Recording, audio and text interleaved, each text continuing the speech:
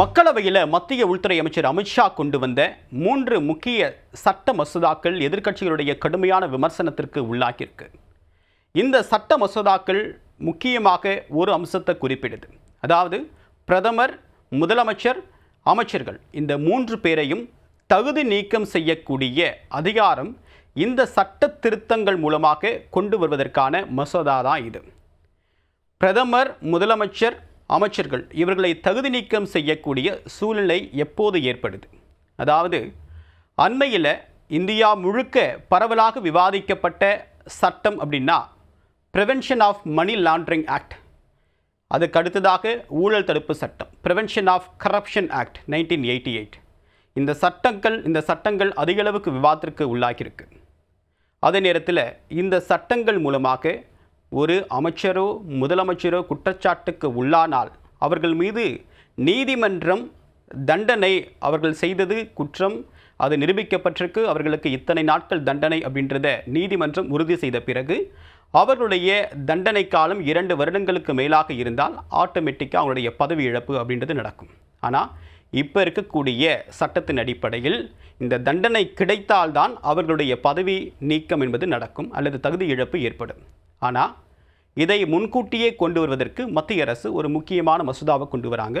அரசியலில் தூய்மைத்துவத்தை கடைபிடிக்க வேண்டும் என்ற நோக்கத்தில் இந்த சட்ட மசோதாவை கொண்டு வருவதாக பாஜக சொல்லுது.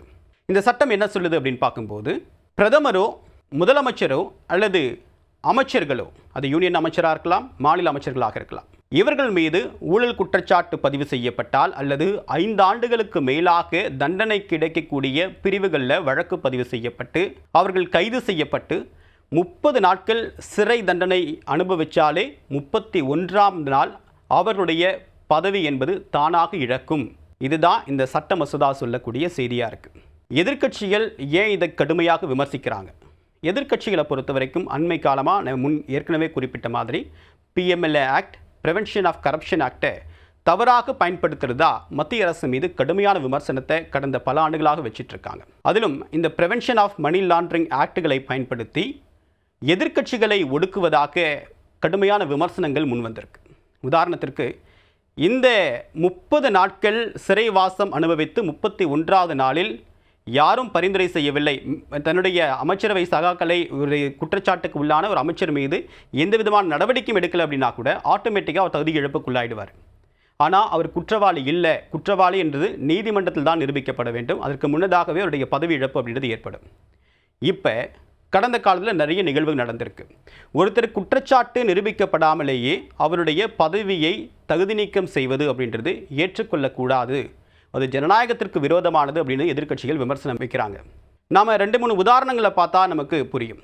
டெல்லியுடைய முதலமைச்சராக இருந்த அரவிந்த் கெஜ்ரிவால் மதுபான ஊழல் வழக்கில் கைது செய்யப்பட்டு சிறையில் இருந்தார்.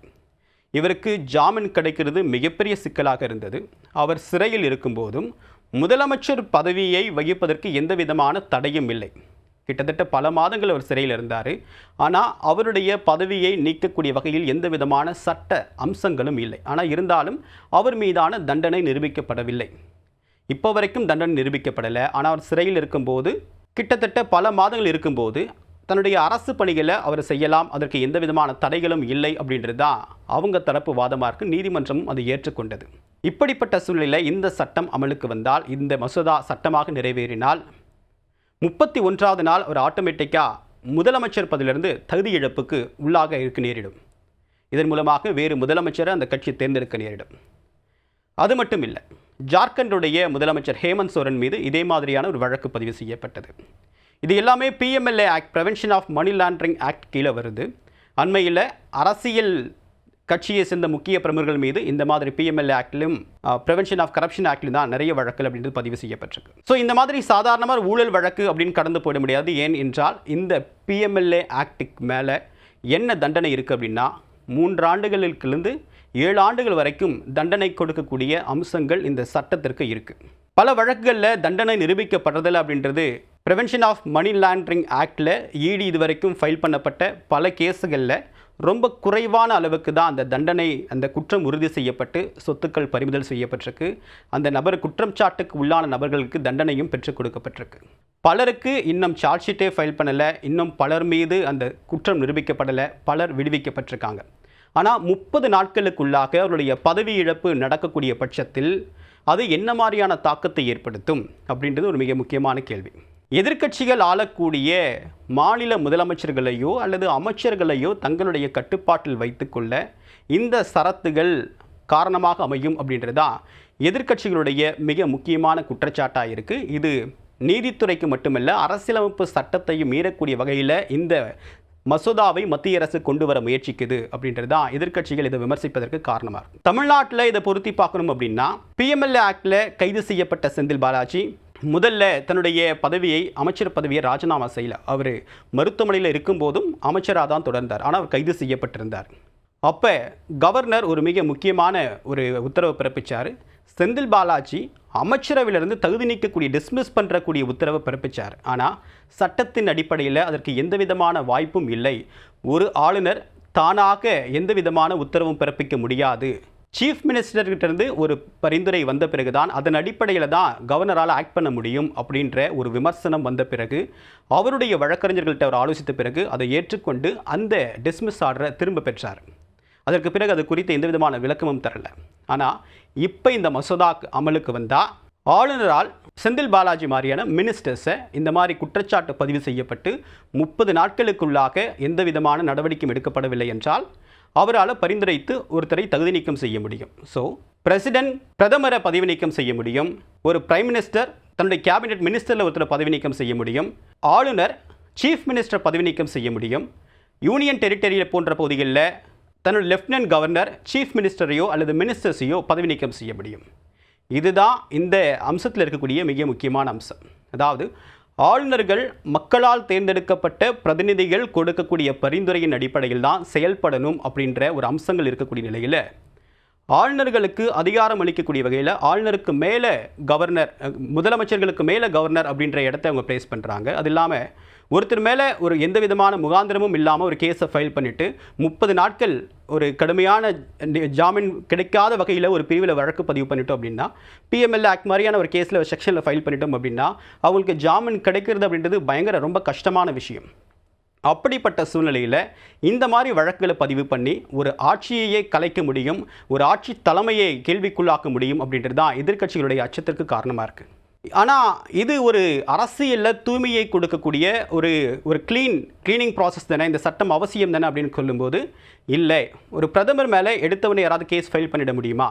ஒரு கவர்னர் மேலே அல்லது மினிஸ்டர்ஸ் மேலே கேஸ் ஃபைல் பண்ண எதிர்க்கட்சியால் முடியும் அல்லது மத்திய அரசால் முடியும் அப்படின்ற குற்றச்சாட்டை ஒரு மாநில அரசு வைக்கலாம். ஆனால் பிரதமர் மீது ஒரு வழக்கு பதிவு செய்ய முடியுமா அப்படின்றது ஒரு மிக முக்கியமான கேள்வி.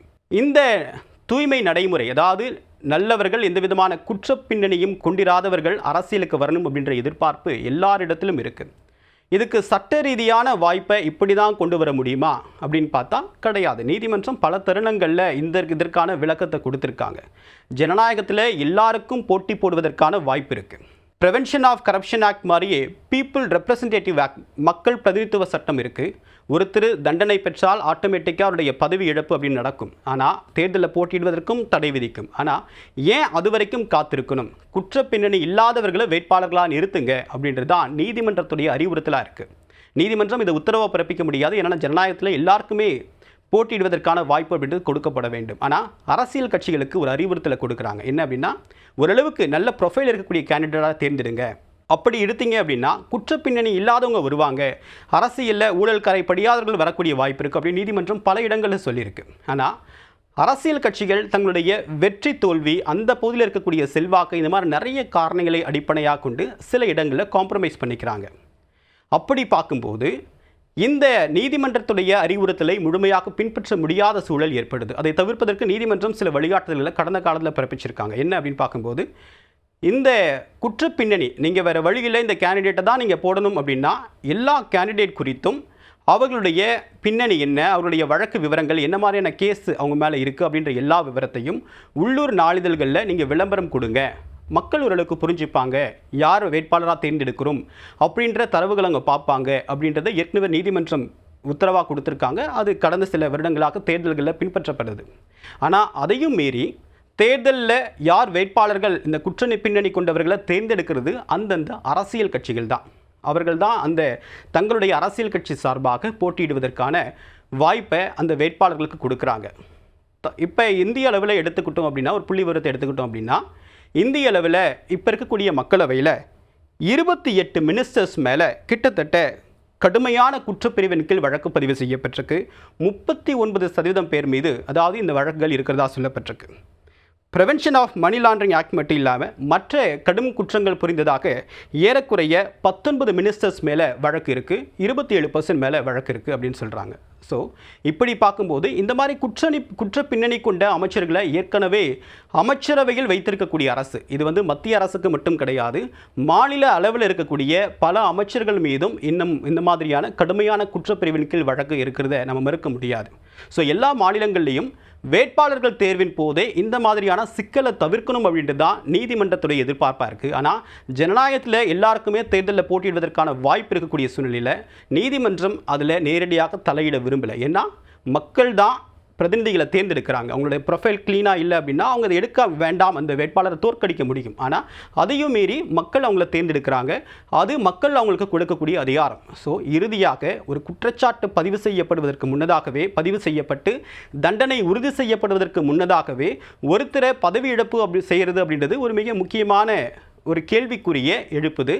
இது எப்படி ஒரு நியாயமான விஷயமாக இருக்க முடியும், இது ஏற்றுக்கொள்ள முடிய விஷயமா இருக்காது அப்படின்றது தான் எதிர்க்கட்சிகளுடைய கேள்வியாக இருக்குது. இது எல்லாவற்றையும் தாண்டி அரசியல் ரீதியாகத்தான் இந்த சட்டம் ஒரு ஆயுதமாக பயன்படுத்தப்படும் அப்படின்ற விமர்சனத்தையும் எதிர்க்கட்சிகள் வச்சுருக்காங்க.